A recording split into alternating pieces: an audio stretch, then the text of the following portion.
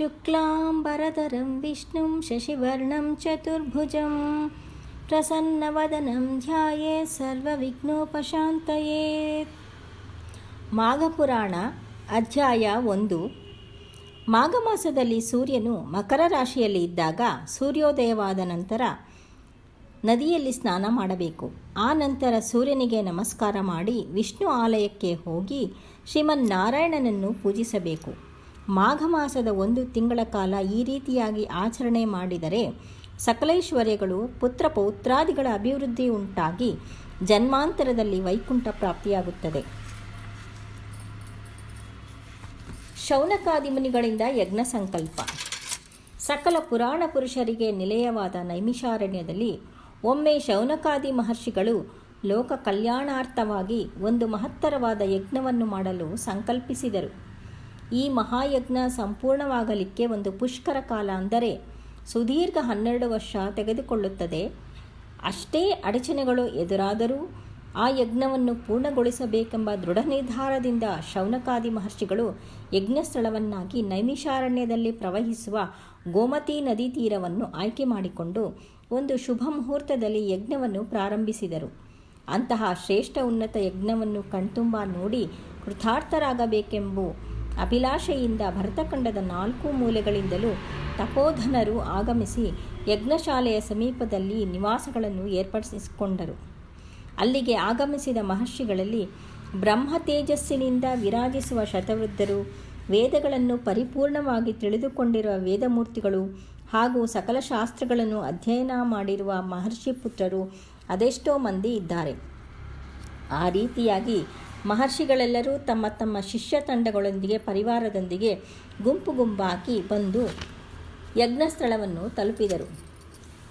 ಆ ಯಾಗವು ಸಕಲ ಲೋಕಗಳಿಗೆ ಶುಭಕರವಾದುದು, ಪುಣ್ಯಪ್ರದವಾದುದು.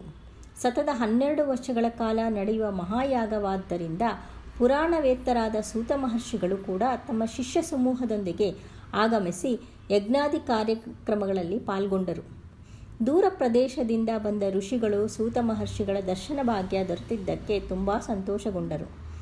ಆ ಮಹರ್ಷಿಗಳ ಆಶೀರ್ವಾದದಿಂದ ಯಾಗವು ನಿರ್ವಿಘ್ನದಿಂದ ನಡೆಯುವುದರ ಬಗ್ಗೆ ಅವರೆಲ್ಲರಿಗೂ ಅತೀವ ನಂಬಿಕೆ, ವಿಶ್ವಾಸವಿತ್ತು.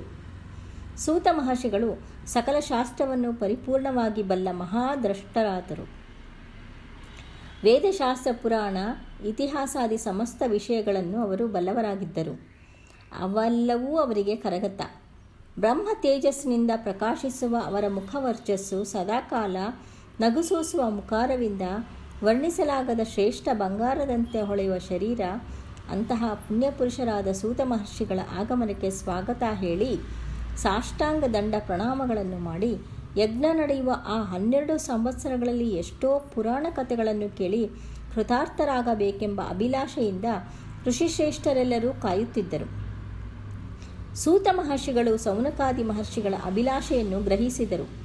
ಅಂತಹ ಪುಣ್ಯಕಾರ್ಯಗಳಲ್ಲಿ ಪುರಾಣ ಪ್ರವಚನಗಳನ್ನು ಶ್ರವಣ ಮಾಡಿ ಅಶೇಷ ಮುನಿಶ್ರೇಷ್ಠರನ್ನು ತೃಪ್ತಿಪಡಿಸುವುದು ತಮ್ಮ ವಿದ್ಯುಕ್ತ ಧರ್ಮವೆಂದು ಅರಿತು ಅವರ ಮನೋರಥವನ್ನು ಹರ್ಷದಿಂದ ಅನುಮೋದಿಸಿದರು.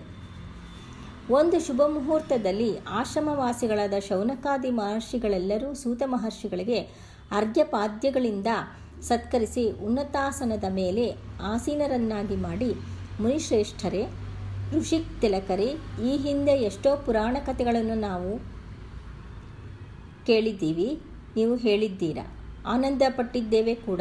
ಅನೇಕ ಇತಿಹಾಸಗಳನ್ನು ಅರಿತು ಅದರಲ್ಲಿನ ಸೌರಸಭವನ್ನು ಗ್ರಹಿಸಿದ್ದೇವೆ. ಸಮಯ ಬಂದಾಗಲೆಲ್ಲ ಸಕಲ ಶಾಸ್ತ್ರಗಳಲ್ಲಿನ ನೀತಿಕಥೆಗಳನ್ನು ನಮಗೆ ಹೇಳುತ್ತಲೇ ಬಂದಿರುವಿರಿ. ಆದರೂ ನಿಮ್ಮಂತಹ ಸಿದ್ಧಪುರುಷರು ಸದಾ 14 ಲೋಕ ಸಂಚಾರ ಮಾಡುವ ನೀವು ಆಗಾಗ್ಗೆ ಎಷ್ಟೋ ಹೊಸ ಹೊಸ ವಿಷಯಗಳನ್ನು ತಿಳಿದುಕೊಂಡು ಅದರಿಂದ ಕೇಳತಕ್ಕ ವಿಷಯಗಳು ಏನಾದರೂ ಇದ್ದರೆ ಹೋಮ ವಿರಾಮ ಕಾಲದಲ್ಲಿ ನಮಗೆ ತಿಳಿಸಿ ಎಂದು ಪ್ರಾರ್ಥಿಸಿದರು. ಆ ಪ್ರಕಾರವಾಗಿ ಶೌನಕಾದಿ ಮಹರ್ಷಿಗಳು ಕೋರಿದಾಗ ತಮ್ಮಿಂದ ಹೊಸ ವಿಚಾರ ತಿಳಿದುಕೊಳ್ಳಬೇಕೆಂಬ ಅವರ ಕುತೂಹಲವನ್ನು ಕಂಡು ಸೂತ ಮಹರ್ಷಿಗಳು, ಮಹರ್ಷಿ ಶ್ರೇಷ್ಠರೇ, ನಿಮ್ಮ ಮನೋರಥ ನಮಗೆ ಗ್ರಹಿಕೆಯಾಗಿದೆ. ನೀವು ಕೇಳಬಹುದಾದ ಕಥೆಗಳನ್ನು ನನಗೆ ತಿಳಿದ ಮಟ್ಟಿಗೆ ಹೇಳಿ ನಿಮ್ಮನ್ನು ಸಂತೃಪ್ತರನ್ನಾಗಿ ಮಾಡುತ್ತೇನೆ. ಇಂತಹ ಮಹಾಕೃತು ಸಮಯದಲ್ಲಿ ಪುಣ್ಯಕಥೆಗಳನ್ನು ಹೇಳುವುದರಿಂದ ನಮಗೂ ಕೇಳುವುದರಿಂದ ನಿಮಗೂ ಮೋಕ್ಷ ಪ್ರಾಪ್ತವಾಗುವುದು ಎಂದು ನುಡಿದರು. ಕಥಾಪೀಠಿಕೆ. ಸೂತ ಮಹರ್ಷಿಗಳು ಪುರಾಣ ಪ್ರವಚನಕ್ಕೆ ಒಪ್ಪಿದ್ದನ್ನು ನೋಡಿ ಮುನಿಶ್ರೇಷ್ಠರೆಲ್ಲರೂ ಮಹದಾನಂದವನ್ನೇ ಹೊಂದಿದರು. ಧನ್ಯವಾದ.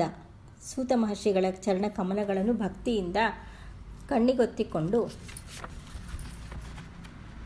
ಮತ್ತೆ ಪೂಜ್ಯರೇ, ಪದ್ಮ ಪುರಾಣದಲ್ಲಿ ಅಡಗಿರುವ ಮಾಘ ಮಾಸದ ಮಹಿಮೆಯನ್ನು ಪದೇ ಪದೇ ಕೇಳಬೇಕೆಂಬ ಕುತೂಹಲದಿಂದ ಉಂಟಾಗುತ್ತಿದೆ. ಆ ಮಾಸದಲ್ಲಿ ಆಚರಿಸಬೇಕಾದ ವಿಧಿವಿಧಾನಗಳನ್ನು ನಮಗೆ ತಿಳಿಸಬೇಕೆಂದು ಕೋರಿದರು. ಆ ರೀತಿಯಾಗಿ ಶೌನಕಾದಿ ಮಹರ್ಷಿಗಳು ಇತರ ತಪಸ್ವಿಗಳು ತಮ್ಮ ಕೋರಿಕೆಯನ್ನು ಮುಂದಿಟ್ಟಾಗ ಸೂತ ಮಹರ್ಷಿಗಳು ಸಂತಸಗೊಂಡರು. ಮಹಾಪ್ರಾಜ್ಞರಾದ ಮಹರ್ಷಿಗಳೇ, ನೀವೆಲ್ಲರೂ ಅತಿ ಮುಖ್ಯವಾದ ವಿಷಯವನ್ನು ಕೇಳುತ್ತಿರುವಿರಿ. ಸಂತೋಷ. ಇದೀಗ ಮಾಘ ಮಾಸ ಕೂಡ ಆರಂಭವಾಗುತ್ತಿದೆ. ಇಂತಹ ಸಮಯದಲ್ಲಿ ಮಾಘ ಪುರಾಣ ಕೇಳುವುದರಿಂದ ಉಂಟಾಗುವ ಫಲ ಅಷ್ಟಿಷ್ಟಲ್ಲ. ಅದೂ ಅಲ್ಲದೆ ಈ ಮಹಾಯಜ್ಞ ನಡೆಯುತ್ತಿರುವ ಸಮಯದಲ್ಲಿ ಮಾಘ ಮಾಸದ ಮಹಿಮೆಯನ್ನು ನಿಮಗೆ ವಿವರಿಸುವ ಭಾಗ್ಯ ನನಗೆ ಬಂದದ್ದು ನಿಜಕ್ಕೂ ನನ್ನ ಅದೃಷ್ಟವೇ ಸರಿ. ಸಾವಧಾನ ಮನಸ್ಕರಾಗಿ ಕೇಳಿರಿ ಎಂದು ಸೂತ ಮಹರ್ಷಿಗಳು ಹೀಗೆಂದರು. ನಾನು ರೋಮ ಮಹರ್ಷಿಗಳ ಪುತ್ರ. ನನ್ನ ತಂದೆ ಮಹಾತಪಸ್ವಿ, ಪ್ರಾಜ್ಞ. ನಾನು ಅವರಲ್ಲಿ ಸಕಲ ಶಾಸ್ತ್ರಗಳನ್ನು ಅಭ್ಯಾಸ ಮಾಡಿದೆ. ವಿಷ್ಣು ಅಂಶ ಸಂಭೂತರಾದ ವೇದವ್ಯಾಸ ಮಹರ್ಷಿಗಳ ಪ್ರೀತಿಗೆ ಪಾತ್ರನು. ಅವರ ಕೃಪೆಯಿಂದ ನನಗಾದ ಜ್ಞಾನವನ್ನು ನಿಮ್ಮಂಥವರು ಕೇಳಿದ ಪ್ರಶ್ನೆಗಳಿಗೆ ಉತ್ತರ ಹೇಳಬಲ್ಲ ಶಕ್ತಿ ಸಾಮರ್ಥ್ಯವುಳ್ಳವನಾದೆ. ನಾನು ತಿಳಿಸಲಿರುವ ನೀತಿ ಬೋಧನೆಗಳು ಸಕಲ ಲೋಕಗಳಿಗೆ ಶುಭವನ್ನೇ ಉಂಟು ಮಾಡುವುದು. ನೀವು ಹೇಳಿದಂತೆ ಹಿಂದೆ ದಿಲೀಪ ಮಹಾರಾಜನು ಕೇಳಿದಾಗ ಕುಲಗುರುಗಳಾದ ವಸಿಷ್ಠರು ಆತನಿಗೆ ಮಾಘ ಮಾಸದ ಮಹಿಮೆಯನ್ನು ವಿವರಿಸಿದರು. ಆ ವಿಷಯವನ್ನು ನಾನು ನಿಮಗೆ ವಿವರಿಸಲಿದ್ದೇನೆ. ಮೊದಲನೇ ಅಧ್ಯಾಯವು ಮುಗಿಯಿತು.